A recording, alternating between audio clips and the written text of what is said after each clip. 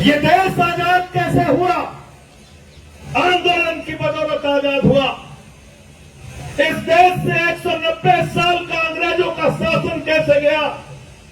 राष्ट्रपिता महात्मा गांधी के आंदोलन से गया, नेताजी सुभाष चंद्र बोस के आंदोलन से गया, शहीद आजम भगत सिंह की कुर्बानी से गया, शहीद सुखदेव, शहीद राजगुरु, शहीद अशफाकुल्ला, शहीद रोशन सिंह, शहीद राजेंद्र लड़ी और 16 साल के खुदीराम बोस ने जब फांसी के फंदे को चूमा तब मुल्क आजाद हुआ। ये मुल्क उन लोगों की बदौलत याद नहीं, याद रखना, उन लोगों की बदौलत ये मुल्क आजाद नहीं हुआ जो उस जमाने में अंग्रेजों की दलाली कर रहे थे। नाम ले लूंगा तो मुश्किल हो जाएगी, नाम ले लूंगा तो मुश्किल हो जाएगी। सदन में मुझसे कहने लगा वंदे मातरम पे बहस करो। मैंने कहा प्याई मानो, 4 लोगों का नाम बताओ जो वंदे मातरम लगा के तुम्हारे पुरखे जेल गए थे। 4 के नाम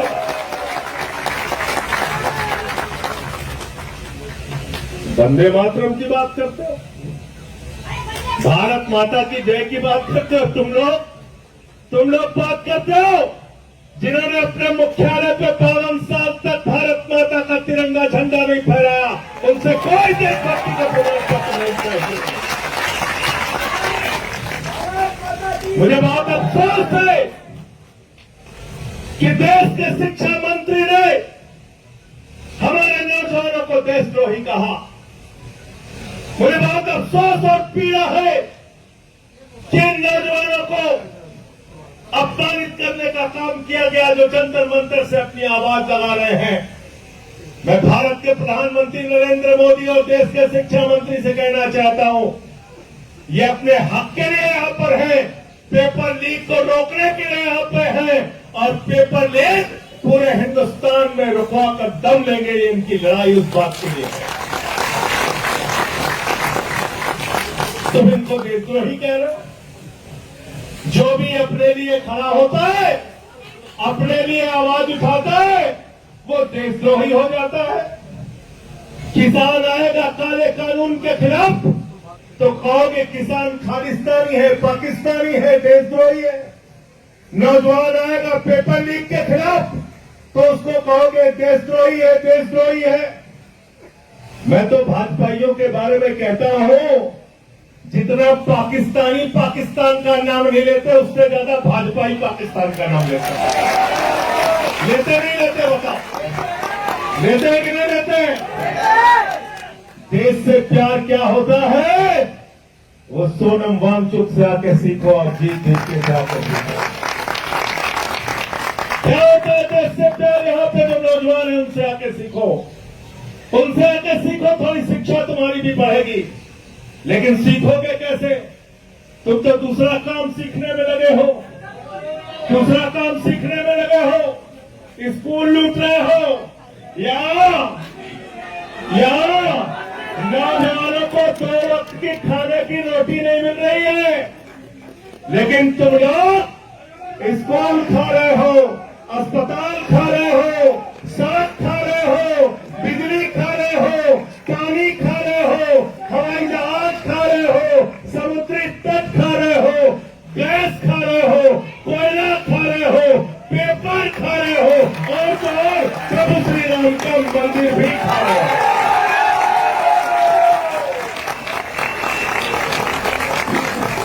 मैं बड़ा हैरान था कि सब कुछ तो खा गए, अब क्या खाएंगे? कोयला खा गए, गैस खा गए, बिजली खा गए, पानी खा गए, सड़क खा गए, पुल खा गए, जहाज खा गए, अब पेट्रोल खा रहे हैं, उसमें कह रहे हैं इथेनॉल मिला के गाड़ी खाएंगे। गाड़ी खा रहे, स्कूटर खा रहे, बस खा रहे। मैं सोच रहा था सब खा गए, अब क्या खाएंगे?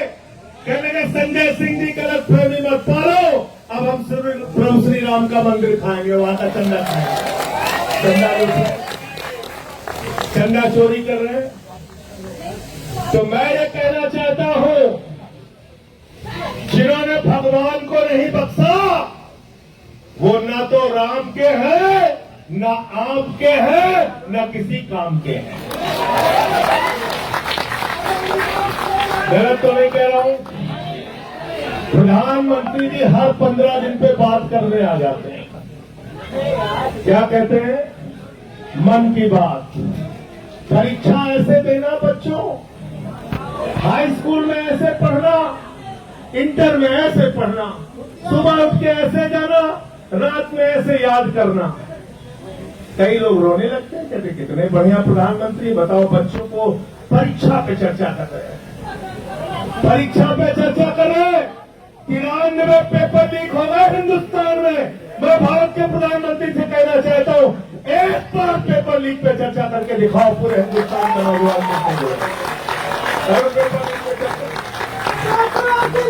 मैं चला गया प्रयागराज, अभिजीत जी, मैं प्रयागराज चला गया पेपर लीक पे चर्चा करने। हमारे कमरे में पुलिस वाले आ गए, ये स्टार वो स्टार, बंदूक लेके सब पहुंच गए वहां पे। कहने लगे यहाँ पे आप क्या बात कर रहे हैं? हम कहे तुमसे क्या मतलब? बंद कमरे में कहने लगे पेपर लीक पे चर्चा तो नहीं कर सकते आप। मैंने कहा तुम पेपर लीक कर सकते हो बेईमानो, हम चर्चा भी नहीं कर सकते, हम चर्चा भी नहीं कर सकते।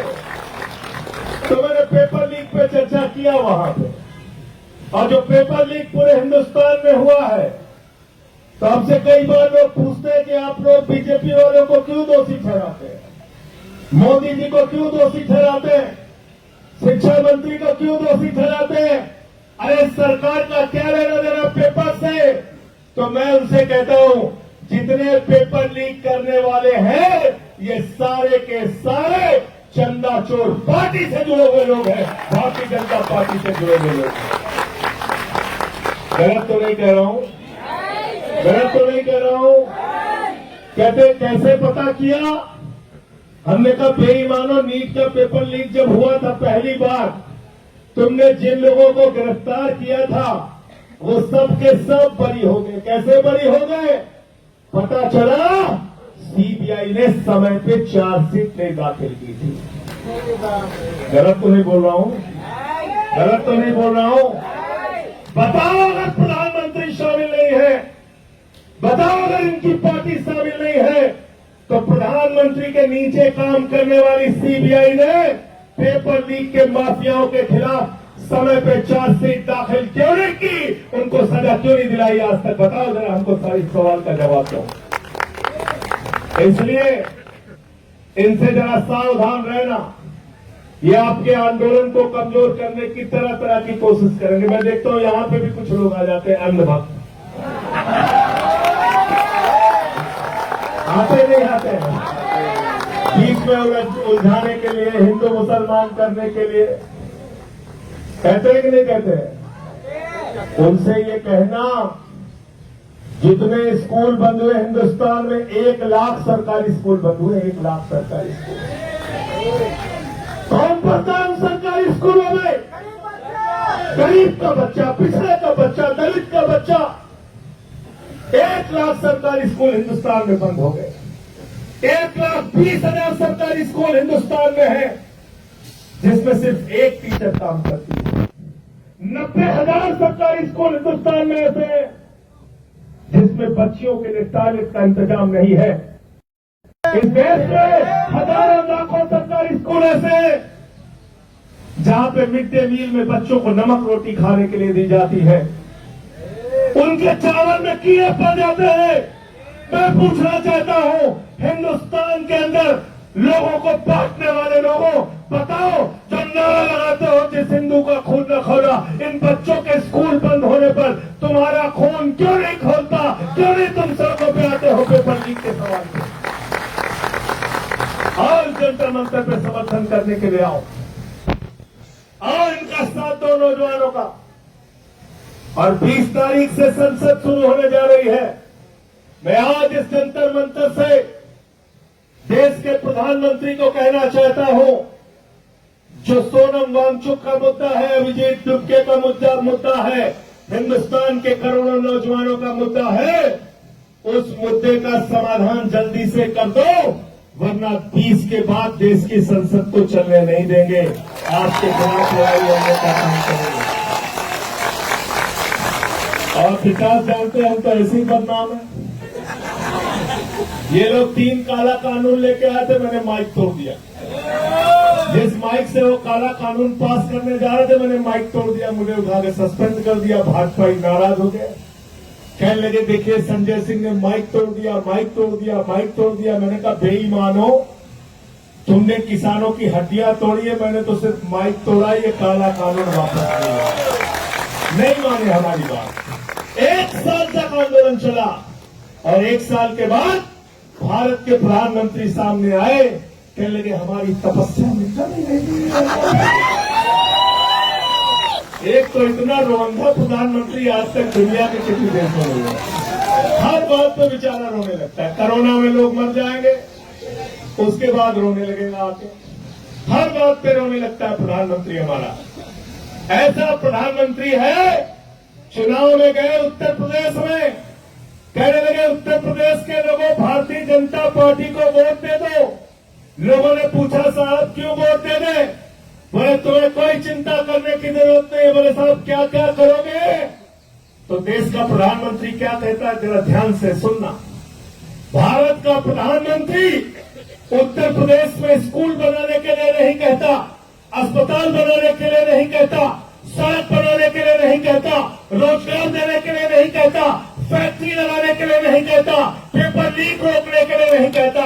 देश का प्रधानमंत्री कहता है भाइयों और बहनों जरा हमको बताओ, अगर गांव-गांव में कब्रिस्तान है तो शमशान होना चाहिए।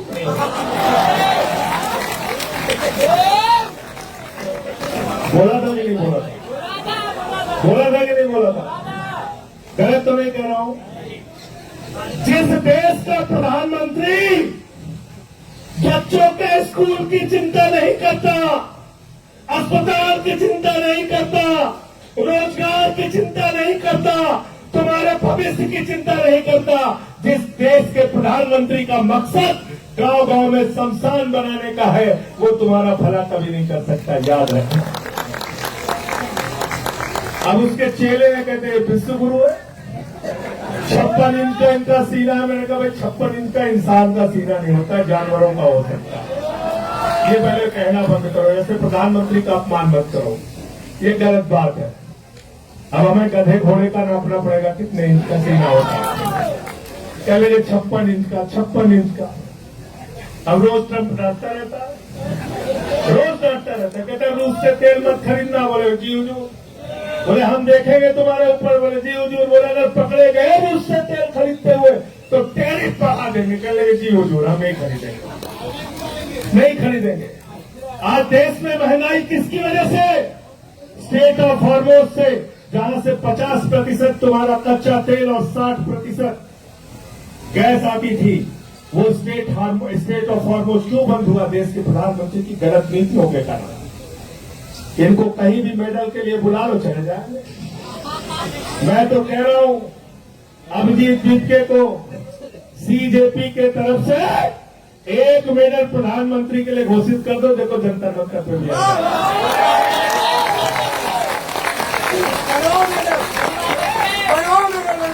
घोषित कर दो 1 मेडल। पेपर लीक मेडल, कोई भी नाम रख दो, आ जाएंगे लेने के लिए। अभी कहीं गए थे, कौन से देश में गए थे?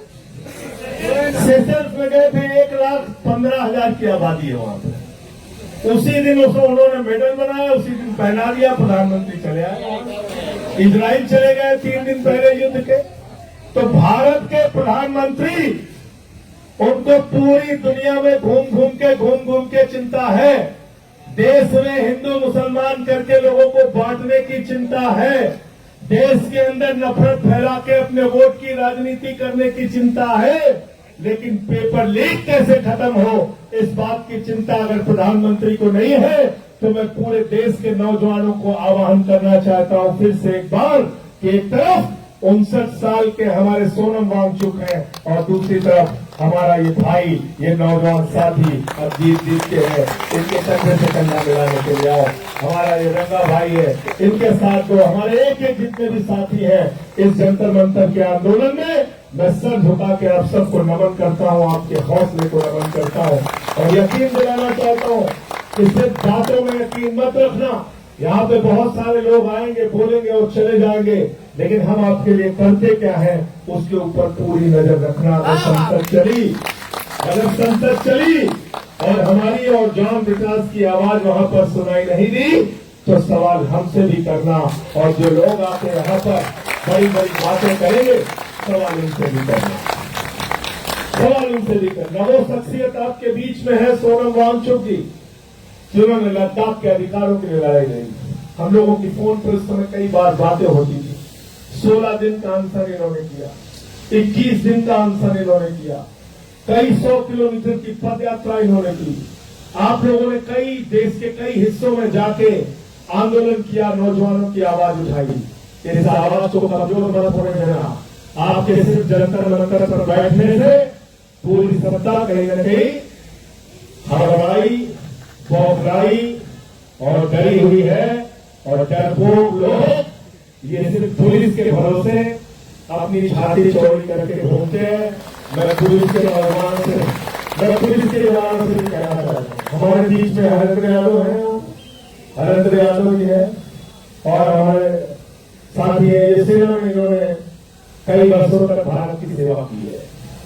मैं आप लोगों से भी कहना चाहता हूँ, पुलिस के जवानों से, मैं पुलिस के अधिकारियों से भी कहना चाहता हूँ, तुम्हारे बच्चे भी पेपर लीक से परेशान हैं, तुम्हारे बच्चों का भी पेपर लीक होता है।